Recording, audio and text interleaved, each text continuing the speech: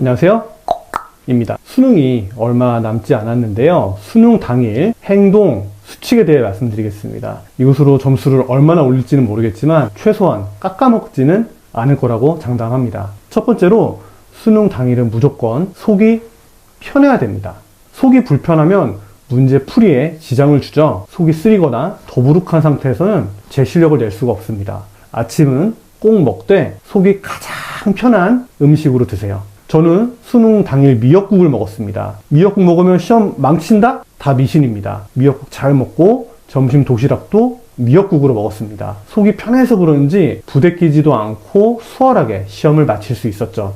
그리고 미역국이 아니더라도 내 속이 가장 편한 음식을 드세요. 간식으로 사탕이나 초콜릿을 챙겨 먹는 것도 좋습니다. 우리 뇌는 포도당만을 영양분으로 사용하기 때문에 당이 떨어지지 않게 수시로 보충해 주는 것이 좋죠. 쉬는 시간 동안 잠시 껌을 씹는 것도 뇌 활동 촉진에 도움을 주고 정답률을 높여준다는 실험 결과도 있으니까 껌을 준비해 주는 것도 좋습니다. 그리고 혹시 속이 좋지 않거나 울렁거리는 상황이 벌어질 수도 있으니까 소화제, 상비약도 준비해 놓으면 좋겠습니다. 두 번째는 잘 풀리지 않는 문제는 가장 나중으로 미뤄둡니다. 다 아시겠지만 한 문제에서 시간을 많이 뺏기면 풀 수 있는 다른 문제를 못 풀게 됩니다. 40문제 중 모르는 문제가 가장 마지막에 나왔을 때는 39문제를 맞출 수 있는 가능성이 높아집니다. 하지만 중간에 모르는 문제 한 문제 때문에 나머지 39문제를 망치는 우를 범하지 않아야 합니다. 세 번째는 OMR 마킹은 시험 종료 15분 전에는 최소한 시작하는 것이 좋습니다. 중간에 틀리더라도 마지막으로 한 번은 바꿀 수 있는 기회가 있죠. 종료 5분 전에 마킹을 시작할 경우에는 이도 저도 안 되는 상황이 벌어질 수 있습니다.